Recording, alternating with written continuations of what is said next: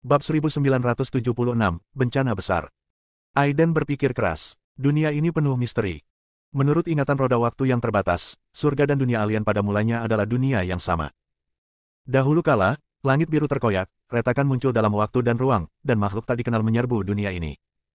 Banyak orang kuat di dunia ini mengambil tindakan satu demi satu, mengakibatkan banyak korban. Bahkan makhluk tingkat abadi yang kuat langsung ditelan oleh makhluk-makhluk dalam kabut dan tidak mampu melawan. Seorang prajurit yang tak terkalahkan bergegas ke dalam kabut untuk mengusir kekuatan aneh dan mengancam, tetapi ia juga terinfeksi. Peri yang tak tertandingi memperbaiki retakannya. Alam semesta dan dunia yang tak terhitung jumlahnya dalam waktu dan ruang yang berbeda terkikis oleh energi hitam yang terinfeksi oleh orang kuat yang tak terkalahkan dan runtuh dalam sekejap. Orang-orang kuat yang selamat mencoba yang terbaik untuk membantunya memurnikan kabut hitam, tetapi mereka sendiri terinfeksi. Pemilik roda waktu adalah salah satunya.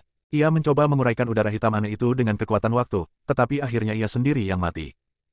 Demi mencegah seluruh langit dan dunia hancur total, seseorang yang amat dahsyat dan berkuasa memutus aliran listrik di alam semesta dengan satu jari dan mendirikan penghalang pemisah antara kedua dunia. Separuhnya adalah surga saat ini, dan separuhnya lagi adalah negeri asing yang gelap. Namun, seiring berjalannya waktu, energi hitam yang menakutkan itu semakin melemah, dan itu juga dapat membantu para kultivator meningkatkan kultivasi mereka. Adapun mengapa perang yang menggemparkan pecah antara surga dan negeri asing kemudian, itu sudah terlalu lama berlalu dan kita tidak punya cara untuk mengetahuinya. Bahkan kesadaran roda waktu tidak dapat mengingatnya dengan jelas. Meskipun kesadaran roda waktu dipulihkan dengan bantuan binatang waktu, perang besar dahulu kala juga memberikan pukulan besar pada senjata abadi ini. Banyak hal yang benar-benar terlupakan dan tidak dapat diingat lagi. Bahkan binatang waktu pun tak dapat mengintip masa lalu. Sejarah yang nyata tampaknya telah terpotong dan terhapus. Semua makhluk hidup di dunia, terlepas dari tingkat kultivasinya, telah sepenuhnya melupakannya. Saya punya firasat bahwa alam semesta akan mengalami perubahan dramatis, dan kejadian-kejadian di masa lalu mungkin akan terulang kembali. Timemon berkata dengan keterkejutan yang jarang terjadi. Ia adalah peri waktu, dan persepsinya jauh lebih kuat daripada ras biasa. Aiden mengangguk. Meskipun dia tidak tahu apa yang terjadi di surga, memang benar bahwa semua dunia di negeri asing ini sedang menyatu. Alam semesta yang tak terhitung jumlahnya semuanya menyatu di bawah dorongan kekuatan misterius. Aturan langit dan bumi juga telah berubah, dan bahkan makhluk abadi pun tidak lagi memiliki kehidupan yang mendekati abadi. Mereka yang abadi tidak lagi benar-benar abadi. Segala sesuatu tampaknya telah berakhir, dan akan segera dihancurkan dan dimulai lagi. Aturan langit dan bumi tidak memperbolehkan seseorang menjadi abadi. Menjadi abadi 10 atau bahkan 100 kali lebih sulit daripada sebelumnya. Ditambah lagi dengan ramalan Inhuman Shadow sebelumnya, bencana yang tak terbayangkan pasti akan terjadi di dunia. Tentu saja, Aiden tidak memiliki kemampuan untuk mengejar semua ini sekarang. Dia harus menjadi lebih kuat. Tampaknya tuanmu tidak meninggal di negeri asing karena pertempuran dengan prajurit asing. Aiden merenung. Roda waktu bergetar untuk menyatakan persetujuannya. Pemiliknya hidup terlalu lama, dan dunia alien bahkan belum lahir pada saat itu. Kebenaran di balik banyak hal telah hilang selama bertahun-tahun, dan telah menjadi rumor setelah beredar.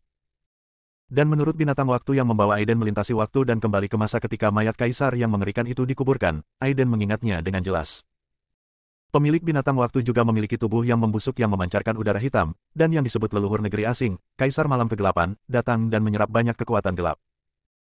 Kemudian ia menggunakannya untuk mencemari seluruh dunia alien gelap, yang tampaknya bertentangan dengan asal-usul dunia alien gelap yang disebutkan oleh kesadaran spiritual roda waktu.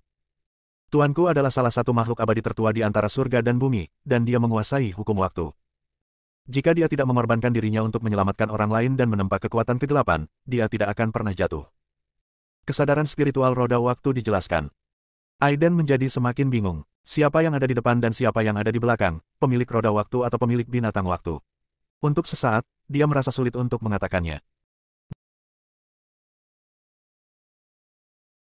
Namun dilihat dari tingkat wilayah kekuasaannya, tidak diragukan lagi bahwa tubuh asli dari penguasa binatang waktu terkubur di masa lalu.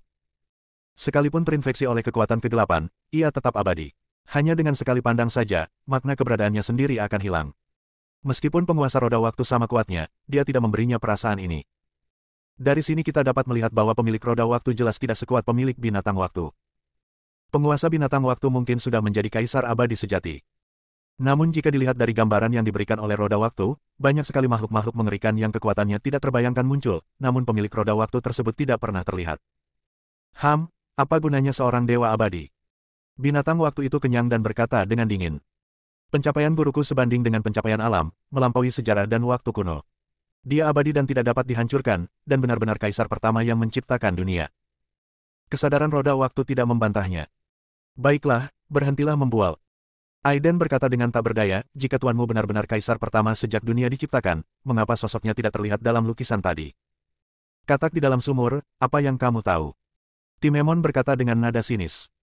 Tuanku sudah tiada, jadi sulit bagi kalian semut untuk melihat jejaknya. Setelah berkata demikian, sang binatang waktu seolah membuktikan ucapannya, dan langsung membawa Aiden dan roda waktu melintasi ruang angkasa. Sungai waktu yang panjang mengalir di bawah kakimu dan waktu berlalu dengan cepat. Binatang waktu membawa Aiden dan roda waktu ke hulu waktu dan tiba di masa di mana tuannya dimakamkan. Segala sesuatu mengalami reinkarnasi, hanya waktu yang tidak terpengaruh. Dunia berubah, dan akhirnya sampai pada tahun-tahun lampau. Gunung-gunungnya masih gunung yang sama, dan dunianya masih dunia yang sama. Akan tetapi, pegunungan Yunyin di masa lalu dipenuhi dengan cahaya bintang yang jelas, dan jauh dari segelap di generasi selanjutnya. Binatang waktu membawa Aiden dan roda waktu kembali ke masa lalu, yaitu saat jenazah kaisar dikuburkan. Setelah pengalaman pertama, Aiden tidak berani menatap langsung mayat mengerikan itu kali ini. Tuanku abadi dan tak lekang oleh waktu, langit tak dapat menguburnya, bumi tak dapat menghancurkannya. Bahkan jika langit tak ada lagi dan semua benda layu, tuanku akan tetap abadi. Kata binatang waktu. Aiden tidak berani melihat mayat itu, tetapi dia masih merasakan berlalunya waktu. Roda waktu memancarkan cahaya periwarna-warni, seolah-olah berniat bersaing dengan binatang waktu. Jika tuanku tidak mengalami pertempuran yang brutal, membunuh banyak makhluk gelap, dan terluka parah, dan tidak membantu orang itu memurnikan kekuatan gelap, dia pasti tidak akan mati dan akan abadi. Memotong. Sang binatang waktu berkata dengan bangga, apakah kau cukup berani untuk melihat tuanku? Mengapa tidak? Kesadaran spiritual roda waktu menjawab. Saat dia berbicara, roda waktu bersinar terang, dan sinar kesadaran spiritual menyapu ke arah mayat kaisar. Dalam sekejap, waktu terputus dan keabadian menjadi hampa. Roh roda waktu terkejut. Ia merasa bahwa kekuatan tubuhnya menghilang dan makna keberadaannya tidak ada lagi. Meskipun dia adalah harta yang mengendalikan hukum waktu, dia tetap tidak bisa lepas dari kekuatan mengerikan ini. Bab 1977, Pengasingan. Mayat itu begitu mengerikan sehingga roda waktu hancur dalam sekejap, waktu muncul sepenuhnya, langit dan bumi musnah, dan keabadian menjadi kosong. Apa yang sedang kamu lakukan? Wajah Aiden langsung berubah. Dia merasakan sesuatu yang sangat buruk. Pada saat itu, kekuatan mengerikan yang tak terbayangkan meletus dari mayat kaisar, menyebabkan seluruh waktu dan ruang dari zaman kuno hingga saat ini benar-benar terganggu. Dia sama sekali tidak punya daya untuk melawan. Dia hanya merasa bahwa asal-muasal jalan keabadiannya telah menghilang, dan dia sendiri pun menghilang. Dia menemukan dirinya dalam lautan waktu yang luas, dan melihat bumi di masa lalu dan pemandangan yang tak terlukiskan sebelum terciptanya dunia. Rasanya seperti saya kembali ke bumi sebelum terlahir kembali, dan seolah-olah saya telah melakukan perjalanan melintasi alam semesta dan berjalan di antara ciptaan dunia. Pemandangan aneh itu membuatnya tak bisa berkata apa-apa. Kekuatan besar dan mengerikan itu menghancurkan segalanya. Ah! Untuk pertama kalinya, Aiden merasakan hawa dingin di punggungnya. Kekuatan ini terlalu mengerikan. Seolah-olah membawanya ke dunia lain yang tak terbatas. Dia menyaksikan tanpa daya ketika binatang waktu dan roda waktu terpisah darinya dalam waktu dan kehilangan kontak dengan mereka. Kemudian Aiden merasakan layar hitam di depan matanya, dan ada kegelapan abadi di depannya, dan dia jatuh ke dunia yang luas. Tidak. Aiden berteriak dengan enggan. Dia merasa bahwa kekuatan sihir dan ingatannya semuanya lenyap, sepenuhnya tersegel oleh hukum misterius, dan asal-muasal jalan keabadiannya juga sepenuhnya disempurnakan dan dipenjara. Akhirnya, dengan kilatan cahaya putih, ia tampaknya telah melakukan perjalanan melalui alam semesta yang luas dengan cahaya putih dan mendarat di sebuah daratan yang luas. Benua abadi merupakan pusat alam abadi. Di sini, sihir dan Taoisme dipraktikkan bersama, yang merupakan sistem kultivasi yang berbeda. Konon, alam abadi merupakan dunia tertinggi yang diciptakan oleh Kaisar Abadi, di mana semua hukum surga lengkap dan terdapat banyak orang kuat. Benua yang selama 10 tahun damai itu tidak pernah terguncang seperti sekarang. Para praktisi Taoisme di wilayah timur dan praktisi sihir di wilayah barat keluar dengan kekuatan penuh, dan semua sekte kecil di bawah kedua kekuatan itu juga keluar. Bahkan beberapa orang kuat yang hidup menyendiri di gunung dan sungai terkenal tidak tahan dengan kesepian itu dan muncul. Para iblis dan Taois menyerbu menuju Burial Abyss di pusat benua dalam skala yang begitu besar, sehingga banyak pembudidaya yang kebingungan secara keliru percaya bahwa kedua belah pihak akan berperang. Akan tetapi, melihat ekspresi wajah para pendeta di kedua belah pihak, tampaknya mereka tidak akan berperang. Burial Abyss yang besar terletak di tengah benua yang luas, membagi seluruh dunia abadi menjadi dua bagian. Di sebelah timur jurang adalah wilayah para pertapa, dan di sebelah barat adalah wilayah pengaruh para pembudidaya iblis. Jurang itu tidak terduga dan tidak ada seorang pun yang pernah masuk ke sana. Konon, dahulu kala ada seorang pria sakti yang pernah menjelajah ke sana, tetapi dia tidak pernah muncul lagi. Seiring berjalannya waktu, Burial Abyss menjadi salah satu tempat terlarang di dunia abadi. Di atas jurang pemakaman yang berbahaya ini, terdapat sebuah gunung besar yang tidak dapat diakses, yang disebut Puncak Qingtian. Menurut legenda, gunung ini bertransformasi dari dewa agung yang jatuh ke dunia abadi di zaman kuno. Gunung yang tinggi itu penuh dengan misteri. Banyak orang kuat ingin mendaki ke puncak untuk mencari tahu apa yang sedang terjadi, tetapi mereka dibunuh hidup-hidup oleh orang-orang yang menjaga istana terlarang di puncak gunung itu. Orang-orang kuat yang menakutkan di istana terlarang itu mengumumkan kepada dunia bahwa siapapun yang berani menginjakkan kaki di puncak Qingtian lagi akan dibunuh tanpa ampun. Saat ini, yang menarik para pendeta iblis untuk bergegas ke sini dengan panik dan membuat banyak orang kuat yang tersembunyi keluar dari pengasingan adalah munculnya cahaya peri yang hanya muncul sekali dalam 1000 tahun di puncak Qingtian. Cahaya peri melesat ke langit, menerangi hampir seluruh puncak Qingtian. Aura suci dan kuat dirasakan oleh semua orang kuat. Pada saat ini, para kultivator dari segala arah terbagi menjadi 3 kekuatan dan berhenti kurang dari 3 mil jauhnya dari puncak Qingtian. Tidak seorang pun berani mendekati puncak Qingtian. Meskipun cahaya peri yang menyilaukan memancarkan daya tarik yang tak terbatas, dalam menghadapi kehidupan, godaan apapun tampak pucat dan tak berdaya. Ketiga kekuatan tersebut adalah raksasa Tao di timur, raksasa iblis di barat, dan para guru tersembunyi dari 3 gunung dan 5 puncak. Ketiga kekuatan tersebut saling waspada dan semua perhatian mereka terfokus pada puncak Qingtian, yang menjulang tinggi ke awan dan memancarkan cahaya peri yang cemerlang. Puncak Qingtian yang besar dikelilingi oleh awan dan kabut, dan puncaknya tidak dapat dilihat sepanjang tahun, memperlihatkan suasana yang misterius. Jika tidak ada kuil terlarang di puncak gunung, puncak Qingtian yang sakral ini akan lama menjadi objek pertikaian di antara kekuatan-kekuatan besar. Para pendeta di istana terlarang itu begitu kuat sehingga siapapun yang keluar dari mereka akan diperlakukan dengan hormat bahkan oleh para raksasa di dunia iblis. Sekarang, ketiga kekuatan itu hanya bisa menyaksikan cahaya peri yang menyilaukan itu membubung ke angkasa. Cahaya peri itu hanya muncul sekali dalam 1000 tahun dan sangat langka. Oleh karena itu, ada desas-desus di dunia abadi bahwa ketika cahaya peri itu muncul di puncak Qingtian, era baru akan datang, dan bersama dengan cahaya peri itu, banyak harta karun yang tak terduga dan kuat akan lahir. Banyak master di era baru ini sama sekali tidak tertarik dengan keberadaan yang tidak diketahui ini. Yang mereka minati adalah harta karun yang muncul bersama cahaya peri. Akan tetapi, bahkan para iblis dan pemimpin Taoisme tidak berani pergi ke Gunung Suci saat ini. Mereka hanya dapat berkemah sejauh 3 mil dari puncak Qingtian. Para pemimpin ketiga pasukan, yang biasanya berlatih menyendiri di gerbang gunung, tengah berdiskusi tentang bagaimana cara mendapatkan pusaka sakti yang terlahir dengan cahaya abadi. Mendengus. Seorang kultivator iblis yang kuat dengan energi iblis hitam di sekujur tubuhnya berkata dengan marah, "Cukup, sekte iblis surgawi kita sudah cukup menderita selama bertahun-tahun. Itu hanya istana terlarang. Aku tidak percaya bahwa dengan 6 sekte utama dan banyak sekali guru sekte iblis kita masih takut padanya." Oh. Seorang lelaki tua berjubah putih dengan cahaya keemasan di sekujur tubuhnya berkata dengan nada sinis dan meremehkan, "Karena kalian, 6 sekte utama sekte iblis, tidak takut dengan istana terlarang, mengapa kalian tidak bergegas ke puncak Qingtian? Cepatlah, atau harta karun itu akan direnggut oleh orang-orang di istana terlarang." "Bailing tua, apakah kamu mencari kematian?" Seorang prajurit sekte iblis yang kuat memancarkan aura pembunuh dan menatap lelaki tua berjubah putih itu dengan provokatif. Lelaki tua berjubah putih itu sama sekali tidak menunjukkan rasa takut. Tubuhnya dipenuhi cahaya keemasan dan memancarkan aura yang kuat. Ia berkata sambil tersenyum menghina, "Saya telah mempraktikkan Taoisme selama lebih dari 100 tahun. Bagaimana saya bisa takut? Sepertinya setelah 10 tahun gencatan senjata, kalian orang-orang munafik menjadi semakin sombong." Orang-orang kuat lainnya dari sekte iblis juga memancarkan aura yang kuat dan berdiri satu demi satu. Suasana antara kedua belah pihak menjadi semakin tegang, dan ada kecenderungan untuk terjadi perkelahian karena perselisihan. Pada saat ini, seorang pria kuat dari sekte dunia tersembunyi keluar dan membujuk mereka, "Semuanya, silakan menyerah. Karena kita telah datang ke puncak Qingtian dari Burial Abyss dengan segala kesulitan, saya pikir semua orang akan tidak senang jika kita kembali dengan tangan kosong." Orang-orang di istana terlarang terlalu kuat dan misterius. Selama bertahun-tahun ini, kita tidak tahu apa-apa tentang mereka. Mengapa kita tidak mengambil kesempatan ini untuk bergandengan tangan dan pergi ke Gunung Suci untuk mencari tahu? Tidak. Mendengar hal ini, seorang ahli Tao langsung menolak, "Jangan sebut-sebut seberapa kuat orang-orang di istana terlarang. Sungguh mimpi yang bodoh bagiku untuk membiarkan para penganut Tao di timur bergabung dengan kelompok orang barbar yang mempraktikkan ilmu sihir di barat." Orang-orang kuat dari sekte iblis juga berkata dengan nada meremehkan, "Siapa yang mau senasib dengan sekelompok orang munafik seperti kalian?" Beberapa master dari sekte tersembunyi melihat iblis itu dan tahu bahwa kedua belah pihak masih tidak cocok. Mereka juga tahu dalam hati mereka bahwa pada dasarnya mustahil bagi semua orang untuk bergabung untuk menjelajahi puncak Qingtian. Meskipun mereka sangat tidak mau dalam hati mereka, mereka masih tidak berani menginjakkan kaki di puncak Qingtian dengan mudah dengan mengandalkan kekuatan mereka sendiri. Orang-orang di kuil terlarang di puncak gunung itu terlalu sakti, begitu saktinya sampai-sampai para raksasa dari sekte iblis dan Tao pun ketakutan hanya dengan menyebut nama mereka.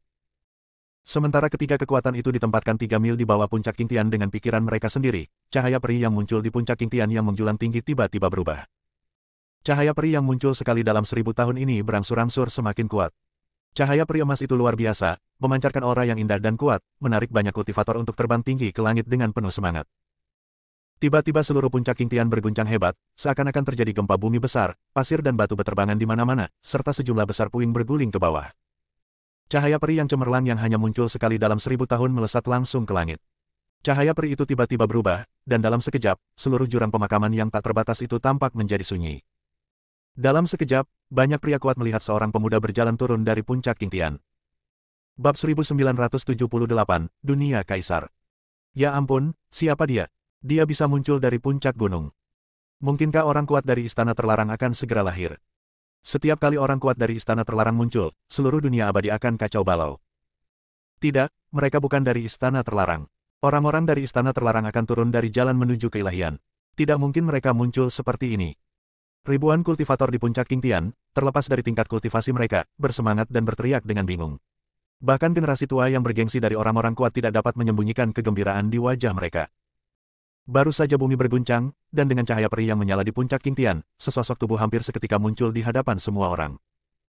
Pada saat ini, banyak pria kuat mengelilingi seorang pemuda berpakaian aneh, menatapnya dari atas ke bawah seolah-olah dia adalah monster. Puluhan indera spiritual yang kuat melihat pemuda itu secara menyeluruh dari dalam dan luar. Semua orang ternganga kaget, menatap pemuda itu dengan wajah penuh keraguan dan kebingungan. Tidak mungkin, bagaimana ini bisa terjadi? Tidak mungkin, aku baru saja melihatnya muncul dari cahaya peri di puncak-puncak King Tian. Orang biasa tidak bisa melakukan itu.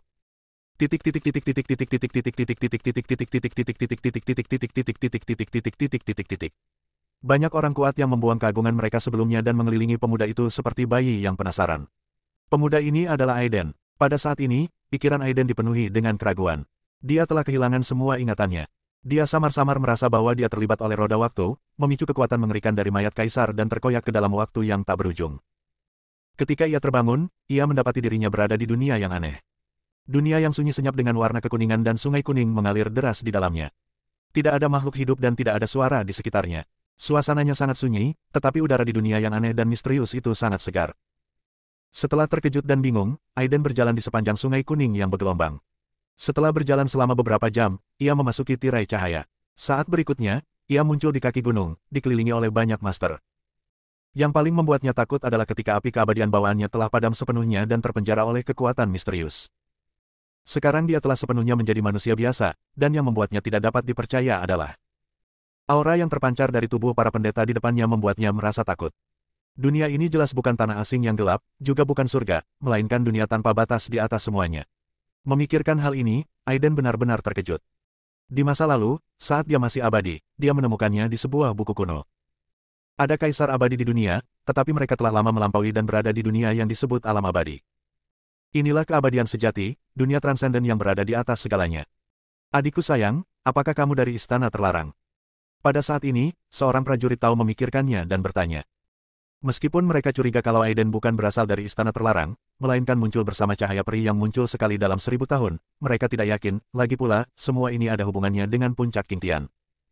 Aiden mengerutkan kening dan melirik lelaki tua yang bertanya kepadanya. Lelaki tua itu berambut putih dan mengenakan pakaian putih berkibar-kibar. Ia dikelilingi oleh cahaya keemasan dan memiliki aura yang sangat kuat. Kakinya tergantung di udara. Namun, ia tetap menjawab dengan jujur, apa itu istana terlarang? Semua orang langsung mengerti setelah mendengar ini. Tampaknya dugaan semua orang sebelumnya benar. Pemuda misterius ini tidak ada hubungannya dengan istana terlarang. Namun pertanyaannya kembali lagi, kalau mereka bukan dari istana terlarang, lalu dari manakah mereka? Di mana tempat ini? Sebelum ada yang bertanya, Aiden mengerutkan kening dan bertanya, karena dia merasakan tatapan semua orang dan keanehan dunia ini. Semua orang dikelilingi oleh cahaya keemasan atau dipenuhi udara hitam, dan banyak orang di kejauhan benar-benar terbang di atas awan. Namun, pertanyaan Aiden membuat banyak master saling memandang dengan bingung, dan kemudian lelaki tua Tao itu menjawab dengan ramah, ini adalah dunia abadi. Saya Bailing dari Sekte Xuanshen dari Sekte Tao Tanah Timur. Tidakkah kamu tahu, adik kecil? Dunia abadi, Sekte Xuanshen. Aiden bergumam pada dirinya sendiri tanpa sadar, lalu menggelengkan kepalanya dan menjawab dengan kosong, aku belum pernah mendengarnya. Dia tampak seperti seseorang yang kehilangan ingatan, yang membuat semua orang bingung dan penasaran tentang asal-usulnya. Sekarang banyak master yang tidak bisa berkata apa-apa lagi. Mereka tidak ragu apakah kata-kata Aiden benar atau salah, karena mata dan ekspresi Aiden sudah mengatakan semuanya. Yang tidak dapat dipahami oleh siapapun adalah bahwa Aiden jelas-jelas adalah orang biasa yang berpakaian aneh, tetapi dia muncul dari puncak-puncak Qingtian disertai dengan cahaya peri yang hanya muncul sekali dalam 1000 tahun. Tidak ada cara untuk menjelaskan semua ini. Namun, ini adalah hasil yang diinginkan Aiden. Aiden menatap orang-orang ini, merasakan napas dunia ini, dan hatinya terguncang. Ini pasti dunia besar yang dibuka oleh mayat kaisar. Ini benar-benar kesempatan yang luar biasa. Mungkin ada peluang untuk menjadi kaisar di sini. Memikirkan hal ini, bahkan Aiden tidak dapat menahan rasa gembira. Menjadi seorang kaisar begitu sulitnya sehingga bahkan di kehidupan sebelumnya, dia tidak begitu yakin. Sekarang menghadapi kesempatan seperti itu, Aiden harus memanfaatkannya. Tepat ketika banyak master dan Aiden sendiri kebingungan, sesuatu yang aneh terjadi di puncak Qingtian lagi. Satu-satunya jalan menuju puncak-puncak Qingtian, jalan menuju menjadi dewa tiba-tiba terbuka. Cahaya peri menyala, dan 3 sosok tinggi langsung muncul di hadapan semua orang. Semua orang, terlepas dari apakah mereka dari Sekte Iblis, Tao, atau sekte tersembunyi, mundur beberapa langkah dan menatap waspada orang-orang dari istana terlarang yang turun dari puncak Qingtian. Ketiga orang yang muncul di aula terlarang itu dipimpin oleh seorang pria parubaya, diikuti oleh 2 pria tua. Ketiganya bersinar dengan cahaya putih, dan mereka tampak sangat suci dan penuh kasih dari kejauhan. Mereka berjalan lurus ke arah Aiden. Kau muncul dari cahaya peri. Pria parubaya yang memimpin memandang Aiden dan bertanya. Aiden mengangguk seperti orang biasa dan menatap pria parubaya dan 2 pria tua yang tampak seperti pelayan di belakangnya. Meskipun dia tidak memiliki pengetahuan tentang dunia yang disebut dunia abadi ini, ketika dia melihat ketiga orang ini muncul tadi, yang lain tidak dapat menahan diri untuk mundur. Dia tahu betul bahwa identitas ketiga orang ini jelas tidak sederhana. Saya tidak tahu apa itu lampu peri. Jika Anda punya pertanyaan, silakan bertanya. Pria parubaya yang memimpin sedikit tertegun, menatap Aiden dengan penuh arti, dan kemudian indera spiritualnya yang kuat menyelimuti Aiden. Aiden tiba-tiba merasa bahwa semua rahasianya terbongkar. Perasaan tidak memiliki privasi ini membuatnya sangat tidak nyaman. Secara naluriah ia menghindar ke samping, tetapi tetap tidak dapat lepas dari tatapan pria parubaya itu. Kesadaran pria parubaya itu menyelimuti Aiden, wajahnya berubah dengan cepat, dan dia menatap Aiden dengan heran. Setelah beberapa saat, pria parubaya itu menghela napas dan menggelengkan kepalanya, berkata, aku tidak menyangka bahwa kamu benar-benar datang dari mata air kuning, dan kamu memiliki tubuh tempur yang murni. Sayangnya, kamu dilahirkan tanpa roh yin dan yang. Fisik khusus yang langka ini pada dasarnya tidak berguna, bahkan tidak sebaik orang biasa. Kalau tidak, kamu dapat memasuki istana terlarang untuk berlatih, dan kamu pasti akan menciptakan keajaiban pada waktunya. Aiden dipenuhi kebingungan setelah mendengar perkataan pria parubaya itu. Dia tidak tahu apa itu Huang Quan dan jiwa yin dan yang. Namun, dia dapat dengan jelas melihat dari mata dan ekspresi pria parubaya itu bahwa pihak lain sangat menantikannya pada awalnya, kemudian merasa menyesal, dan kemudian digantikan oleh penghinaan yang mendalam. Meskipun Aiden tidak mengerti, tetapi perkataan pria parubaya itu bagaikan semburan kedalaman yang menghantam orang kuat lainnya, menimbulkan gejolak besar di hati mereka. Tubuh pertempuran yang murni, Huang Quan, tampaknya semua ini merupakan hal yang sangat jauh, begitu jauhnya hingga telah menjadi legenda. Senior, bisakah Anda menceritakan semuanya tentang tempat ini secara rinci? Aiden memikirkannya, lalu pria parubaya itu berbicara dengan cemberut. Pria parubaya itu berhenti sejenak, lalu melirik Aiden dan berkata, bagaimana mungkin seseorang di istana terlarang bisa terlibat dengan sampah sepertimu yang lebih buruk dari orang biasa? Namun, mengingat kau berhubungan dengan cahaya peri yang hanya muncul sekali dalam 1000 tahun, jika kau bersedia, aku bisa membiarkanmu memasuki istana terlarang untuk menjaga pintu. Bab 1979, Berita. Aiden merasa seperti sedang ditekan oleh gunung. Keringatnya langsung mengucur deras dan tulang-tulangnya bisa patah kapan saja. Dia menahan rasa sakit yang hebat dan menatap 3 orang kuat dari istana terlarang. Mendengus. Pria parubaya yang memimpin berkata dengan nada dingin dan penuh penghinaan, dasar bocah nakal, beraninya kau tidak menghormati istana terlarang. Mengingat Tuhan itu penyayang, aku akan membebaskanmu dengan hukuman kecil hari ini. Jika kau berani berbicara tidak sopan lagi, aku akan menghancurkanmu baik secara fisik maupun spiritual. Begitu lelaki setengah baya itu selesai berbicara, seorang lelaki tua di sebelah kirinya melambaikan tangannya. Cahaya putih menyala dan Aiden terlempar keluar. Ia jatuh ke tanah dengan darah mengalir dari sudut mulutnya dan wajahnya tampak hancur. Aiden berjuang dan mencoba untuk bangun, tetapi beberapa tulang rusuknya patah dan rasa sakit yang hebat menstimulasi sarafnya. Wajah Aiden dingin. Dia hanya mendengus dingin, berdiri dan ingin pergi tanpa mengucapkan sepatah kata pun. Namun, lelaki parubaya itu menatapnya dengan dingin, sepertinya kamu sangat tidak yakin. Kamu hanya seekor semut, dan kamu berani melakukan ini di hadapanku. Kamu benar-benar mencari kematian.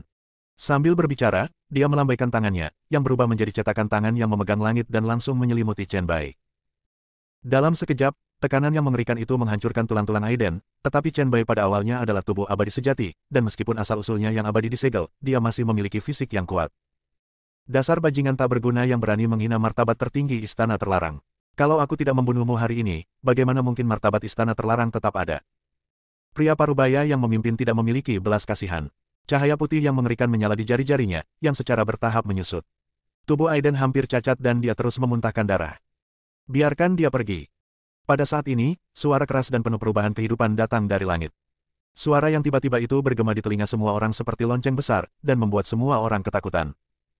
Ketika semua orang melihat ke langit, cahaya kemasan yang cemerlang bersinar dari udara, dan kemudian seorang lelaki tua berjubah ungu muncul di udara. Lelaki tua itu melirik dengan anggun ke arah orang-orang di bawah, dan kemudian matanya tertuju pada 3 orang kuat di Istana Terlarang. Pada saat ini, ketiga orang kuat di Istana Terlarang juga sedikit tercengang, dan sedikit amarah melonjak di hati mereka. Tampaknya mereka tidak menyangka bahwa seseorang akan berani berbicara kepada mereka seperti ini. Bahkan mereka sendiri tidak dapat mengingat sudah berapa lama sejak situasi ini terjadi. Pria tua berjubah ungu yang muncul di udara mengabaikan ekspresi marah dan terkejut dari 3 pria kuat di Istana Terlarang. Dia melambaikan tangannya dan cahaya keemasan menyala. Kemudian sepasang tinju besar dengan cahaya bersinar menghantam dari udara. Gila! Dia sebenarnya seorang pejuang. Tidak mungkin, bagaimana dia bisa menjadi seorang pejuang? Bukankah semua prajurit sudah mati?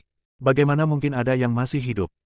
Tak hanya para iblis, penganut Tao, dan biksu dari sekte tersembunyi yang hadir berteriak kaget, bahkan 3 orang kuat dari Istana Terlarang pun menunjukkan ekspresi sangat terkejut. Ketiga orang kuat di Istana Terlarang itu menatap lelaki tua berjubah ungu yang bersinar dengan cahaya kemasan di udara dengan tak percaya. Menghadapi pukulan-pukulan yang mendominasi itu, mereka tidak berani bersikap ceroboh. Cahaya peri. 2 orang yang berada di belakang lelaki parubaya itu melesat keluar sambil berteriak pelan. Cahaya putih memancar dari masing-masing tangan mereka, mengarah ke tinju dominan milik lelaki tua berjubah ungu yang berada di sudut. Ledakan. Setelah suara keras, lelaki tua berjubah ungu itu tiba-tiba muncul, dan kemudian seluruh udara dipenuhi dengan sosok ungunya. Sosoknya terus berubah, dan dia menggerakkan tangannya, seolah-olah dia sedang melakukan semacam seni bela diri misterius. Itu kamu. Pria parubaya yang memimpin tiba-tiba mengubah ekspresinya, lalu berteriak dengan marah, memangnya kenapa kalau kamu tidak mati? Anda masih akan mati hari ini. Setelah berkata demikian, lelaki setengah baya yang memimpin itu menggoyangkan tubuhnya, melempar Aiden yang sudah terjepit hingga tak bisa dikenali lagi, ke samping, dan tiba-tiba melesat ke awan. Tiba-tiba cahaya putih menyambar dari atas dan langsung menyelimuti bayangan lelaki tua berjubah ungu itu. Namun, tubuh asli lelaki tua berjubah ungu itu tidak muncul. Meskipun banyak bayangannya hancur oleh cahaya putih, masih banyak bayangan ungu yang mengembangkan jurus pembunuh yang kuat dan menyerang 3 orang di Aula Terlarang. Salah satu sosok ungu itu langsung menyerbu ke arah Aiden, yang terlempar ke samping dan hidup atau matinya tidak diketahui. Sosok ungu itu mencengkram Aiden dari tanah dan berlari ke arah timur dengan kecepatan yang sangat tinggi. Pria terkemuka di Aula Terlarang itu berteriak dengan marah kepada 2 lelaki tua di sampingnya, kembalilah dan segera beritahu kepala Aula tentang hal ini. Setelah mengatakan itu, lelaki parubaya itu berubah menjadi cahaya putih dan mengejarnya. Banyak pembudidaya iblis di belakangnya menatap langit timur dengan ekspresi rumit, bingung harus berbuat apa.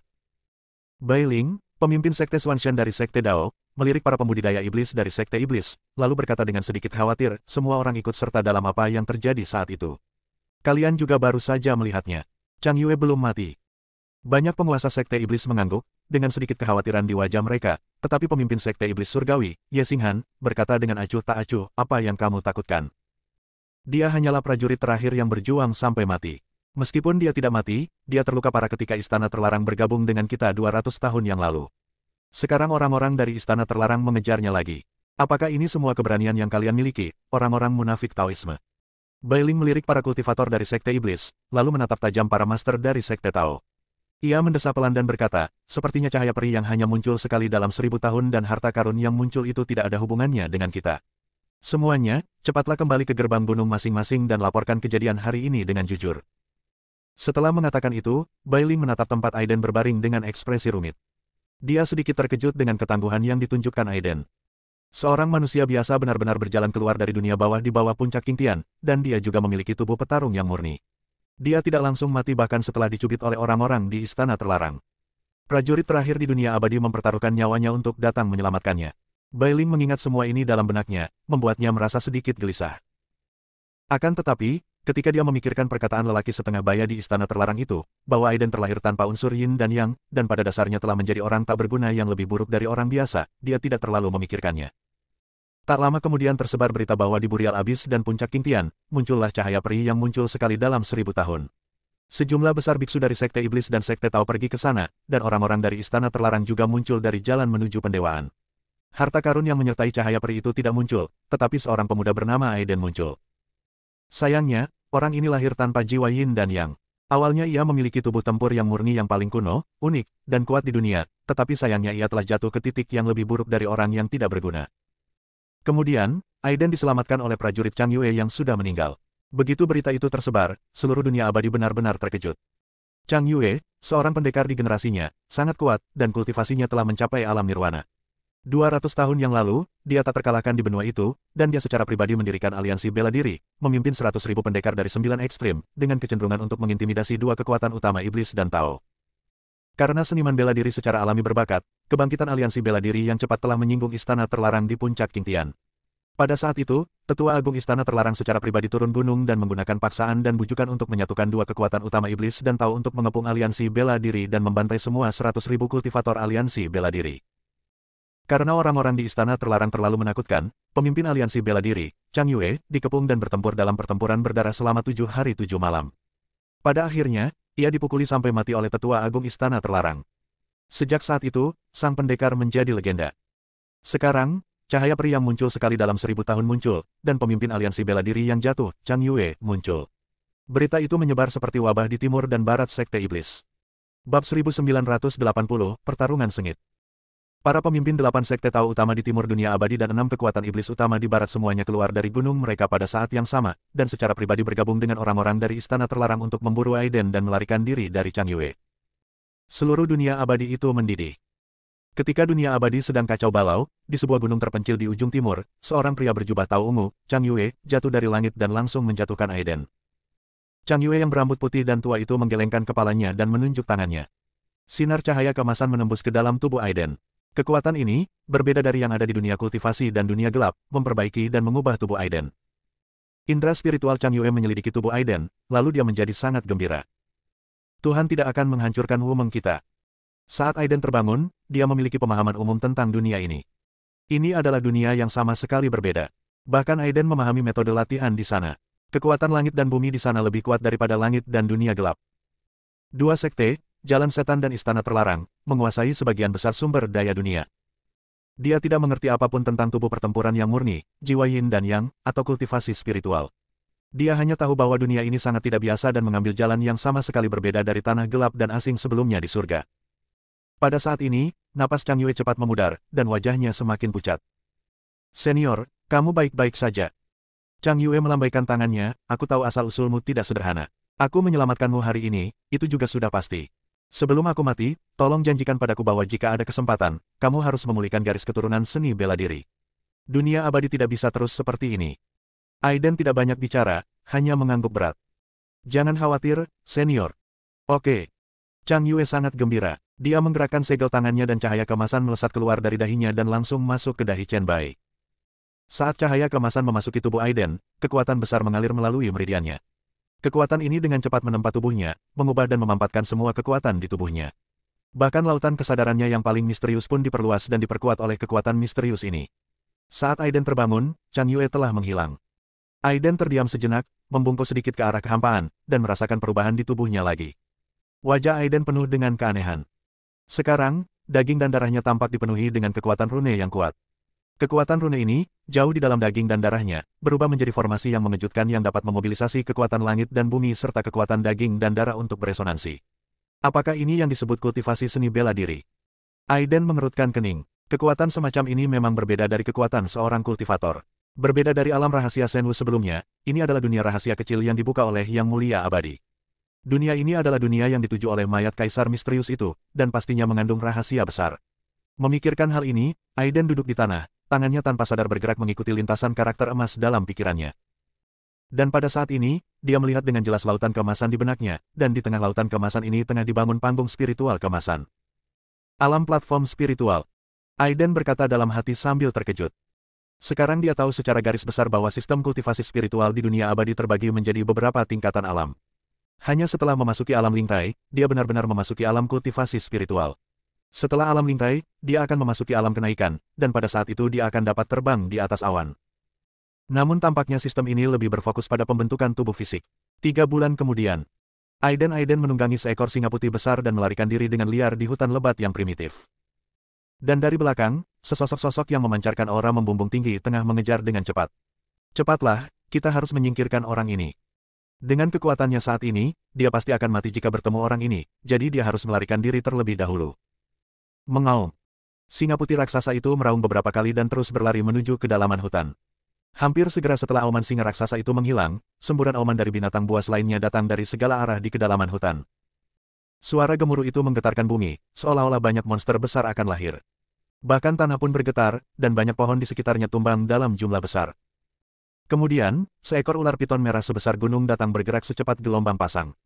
Di sisi lain, seekor gorila dengan 4 lengan, menjulang setinggi awan dan ditutupi rambut emas bergegas keluar, memukul-mukul dadanya. Begitu ular piton merah dan gorila emas muncul, mereka langsung bersiap bertarung. Singa putih raksasa itu tiba-tiba berhenti dan langsung bersorak kegirangan. Pada saat yang sama, cahaya putih di udara juga berkedip-kedip. Ketika cahaya putih itu padam, pria parubaya dari aula terlarang muncul di udara. Pria parubaya di istana terlarang itu menunduk dan tatapannya berhenti pada singa raksasa. Dia kemudian tampak sangat terkejut, dan dalam sekejap dia dipenuhi dengan keserakahan yang mendalam. Oke. Pria parubaya itu berkata dengan penuh kegembiraan, ternyata itu adalah singa Neter 9. Mudah ditemukan setelah mencari dalam waktu yang lama. Kamu adalah hadiah ulang tahun terbaik untuk Master Istana kali ini. Raungan, raungan, raungan, singa raksasa itu meraung ke arah pria parubaya itu. Raungan itu berubah menjadi gelombang suara yang bergulung-gulung dan melesat ke arah pihak lain, tetapi terhalang oleh cahaya putih di tubuh pria parubaya itu. Aiden menyentuh kepala singa raksasa itu, dan singa raksasa itu langsung terdiam. Ia menatap pria parubaya yang tamak itu dan berkata dengan nada sinis, apakah ini yang disebut gaya istana terlarang? Sungguh konyol. Lancang. Pria parubaya itu meraung marah dan aura yang kuat menyelimutinya. Pria parubaya itu tahu betul bahwa singa 9 meter adalah binatang mistis yang telah ada sejak zaman kuno. Ia memiliki 3 mata di kepalanya dan dikelilingi oleh api. Tubuhnya dapat berubah menjadi gunung dan secepat kilat. Hal yang paling menakjubkan adalah bahwa mata ketiga di dahinya dapat menjelajahi 3 alam di atas dan 9 alam bawah di bawah. Ia sangat misterius dan kuat. Namun, 9 singa neter terlalu langka dan sangat sombong, sehingga sulit dijinakkan. Sekarang, singa 9 neter sebenarnya telah dijinakkan oleh seekor semut yang dianggapnya rendah hati. Hal ini membuat pria parubaya itu merasa sulit untuk mengerti. Di mana Chang Yue? Kamu tidak pantas tahu. Pengadilan kematian. Pria parubaya itu tidak peduli dengan banyak hal saat ini. Dia mengepalkan tangannya dan cahaya putih menyapu dari langit. Cahaya putih itu bersinar dengan kekuatan yang kuat, yang secara langsung menyebabkan tanah runtuh, seolah-olah langit runtuh dan bumi terbelah. 9 singa neter, ular sanca merah, dan orangutan berambut emas, 3 binatang buas yang kuat mengepung pria parubaya di istana terlarang dari 3 arah. Api membakar tubuh singa 9 meter, ular piton merah raksasa itu menyemburkan lidah merah, dan ekornya yang besar bergetar. Dengan ayunannya yang santai, pepohonan besar tersapu ke tanah. Tubuh gorila itu memancarkan kekuatan yang meledak-ledak, dan meskipun ukurannya sangat besar, ia sangat lincah. Pria di aula terlarang itu sedikit terkejut. Kekuatan ketiga binatang buas ini cukup mengesankan, dan dia cukup takut pada mereka. Singa 9 meter meraung, dan api yang membakar seluruh tubuhnya menyembur keluar untuk membentuk penghalang yang nyaris menghalangi cahaya putih. Kemudian singa 9 meter mengayunkan cakarnya ke depan, menggambar lengkungan anggun dan menghantam ke arah pria parubaya di istana terlarang. Pria parubaya di istana terlarang itu tidak berani ceroboh. Tepat saat dia hendak menghindar, dia tiba-tiba merasakan angin di kedua sisi punggungnya. Ular piton merah raksasa itu menyapu ke arahnya seperti seekor naga, dan gorila berambut emas itu juga melompat tinggi ke langit dan menukik turun dengan cepat dari udara. Tuhan melarang. Pria parubaya itu berteriak dengan cemas, dan dalam sekejap seluruh tubuhnya terbungkus cahaya putih.